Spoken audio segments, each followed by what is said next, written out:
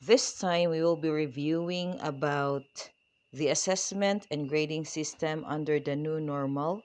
This is based on DepEd Order number 31 series of 2020, the interim guidelines for assessment in support of the DepEd's learning continuity plan. As we proceed, let's talk about the rationale of this DepEd order. This issuance is a means to adapt to the implementation of alternative learning modalities that help ensure that learners achieve essential curriculum goals. These times call for creative and innovative ways of designing optimal learning experiences and in assessing learning progress. The principle adhered to by DO number 8 series of 2015 still holds true. Assessment should be done to inform and improve classroom practices as well as promote learning outcomes. Under distance and blended learning, we should utilize alternative tools without creating undue pressure on teachers, learners, and their families. And for the scope, this issuance covers all public elementary and secondary schools, private schools, technical and vocational institutions, and higher education institutions, including state and local university and colleges offering K-12 basic education program, are encouraged to implement these interim policy guidelines. Private schools and institutions are permitted to modify these policy guidelines in accordance to their philosophy, vision, mission, with the approval of their respective DepEd regional office. For us to understand better, let us have the definition of terms. Number one, classroom assessment is an ongoing process of identifying, gathering, organizing, and interpreting quantitative and qualitative information about the learner's knowledge and skills. Number two, formative assessment is a process that involves teachers using evidences about the learner's knowledge and skills, and this will serve as the basis for teachers to improve their teaching strategies. Through the teacher's immediate feedback, enables the students to take responsibility of their own learning and identify areas where they do well and where they could need help. Number three, summative assessment is an assessment that is usually administered toward the end of the learning period to measure the extent to which the learners have mastered the essential learning competencies, the results of which are recorded and are used to report the learner's achievement. Number four, grading is a way of reporting assessment data by assigning value to the results as a record of students' ability, achievement, or progress. Policy principles. The Department of Education is committed in ensuring the continuity of education while looking after the health, safety, and well-being of all its learners, teachers, and personnel. Schools must adapt assessment and grading practices that can most meaningfully support students' development and respond to varied contexts at this time. Now, as to the policy regarding the assessment, it should be holistic and authentic in capturing the attainment of the most essential learning competencies. It should be integral for understanding student learning and development. A variety of assessment strategies is necessary, with formative assessment taking priority to inform teaching and promote growth mastery. Assessment and feedback should be shared responsibility among teachers, learners, and their families, and Assessment and grading should have a positive impact on learning. These are the desired outcomes to ensure that all learners are fairly assessed and graded in the continuation of education during this health crisis, to emphasize that learning standards shall be attained with the provision of reasonable leniency and considerations for the possible difficulties met by the learners. One thing for sure, I think all of us were able to experience the difficulties in conducting the new normal education. Since distance learning poses challenges for teachers and learners in the conduct of assessment. So these are the limitations. A. Limitations in giving immediate feedback. B. The need to account different contexts in designing, implementing, and grading assessment tasks. C. To address these challenges, the teachers, learners, and parents or guardians should play significant roles and responsibilities. And so, in order for us to address those limitations, the teachers should ensure that all assessment activities are aligned with the most essential learning competencies and are reliable, valid, and transparent, are fair, inclusive, and equitable, are practical and manageable for both learners and teachers, give learners a range of ways to demonstrate their learning, and provide timely and accurate information as basis for feedback. To continue, these are the components of the grading system in the new normal setup. Written works shall be administered to access the essential knowledge and understanding through quizzes and long or unit tests. Items should be distributed across the cognitive process dimensions using a combination of selected response and constructed response formats so that all are adequately covered. Performance tasks refers to assessment tasks that allows teachers to show what they know are able to do in diverse ways. They may create or innovate products or do performance-based tasks, including skill demonstration, group presentations, oral work, multimedia presentation, and research projects. Written works could also be considered as performance tasks. In addition, performance tasks must be designed to provide opportunities for learners to apply what they are learning to real life situations. Teachers should take into consideration the following. Each task must be accompanied with clear directions and appropriate scoring tools, such as checklists, rubrics, rating scales, etc., to help learners demonstrate their learning. Teachers are advised to collaboratively design and implement performance tasks that integrate two or more competencies within or across subject areas. Complex tasks may be broken down into shorter tasks to be completed over longer periods of time. Learners must be given flexibility in the accomplishment of the performance tasks to consider time and resources available to them. Nonetheless, all learners should be assessed on the same competencies using the same scoring tool.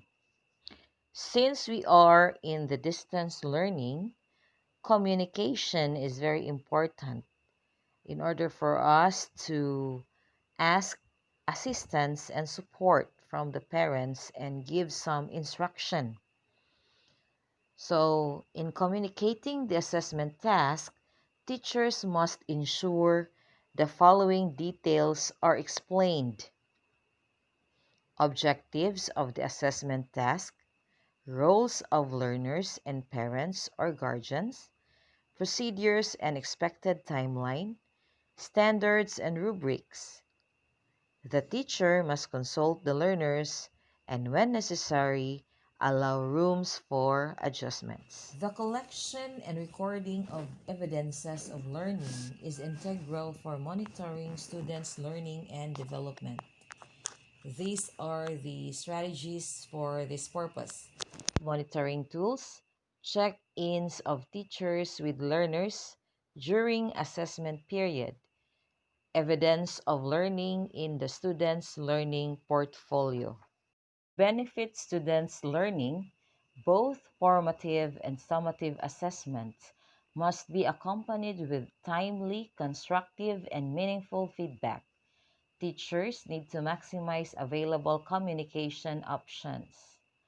Consistent with DepEd Order Number 8, Series of 2015, teachers should ensure that learners receive mediation when they earn raw scores which are consistently below expectation in summative assessments by the fifth week of the quarter. This will prevent the student from failing in any learning area at the end of the year. Moving on to the grading and promotion. The challenges brought to light by the coronavirus pandemic, specifically the implementation of different distance learning modalities, have sparked a larger conversation about the role grades play in student learning, prompting education sectors to rethink traditional grading schemes. The grading system implemented in this policy provides reasonable leniency to learners who are put to larger disadvantage by the pandemic, but at the same time does not compromise the integrity and principles of assessment and grading. So, written works and performance tasks shall be administered to access the content and performance standards that describe the knowledge, abilities, and skills that learners are expected to demonstrate. This task should design to include the following: folio that documents all the evidences of learning within the grading period, including self-reflections, self-evaluations of performance tasks, guided by rubrics and self-selected best outputs in learning modules. Now, this is a very important guideline to remember, that there should be minimum of 4 written works and 4 performance tasks within the quarter, preferably one in 2 weeks, integrating two or more competencies. So it's very important also that we need to know, as teachers, we need to know how to integrate the performance tasks in order to unload our students in answering the modules. All competencies should be covered by the performance tasks. Example: the performance task can be used to assess science, math, and English altogether for certain topics. For the current year, quarterly assessment shall not be administered. However, days allotted for quarterly assessments in DepEd Order Number 7, Series of 2020, or the school calendar and activities for school year 2020 to 2021, may be used for the presentation of major performance for the quarter that addresses the performance standard. Quarterly examination were given a weight of 20% in the previous issuances. Since it is no longer part of the grading system for this school year, its previously determined weight is now distributed equally into written works and performance tasks, allotting an additional 10% to each component. This maintains an emphasis on performance tasks for some learning areas. Table 1 shows the weight distribution of the summative assessment components per learning area. So in languages, AP and ESP, written works 40%, performance tasks 60%, science and math 50% for written works and another 50% for performance tasks. While MAPE and TLE, they give more emphasis on the performance tasks, which is 70% and only 30% in written works. Table 2.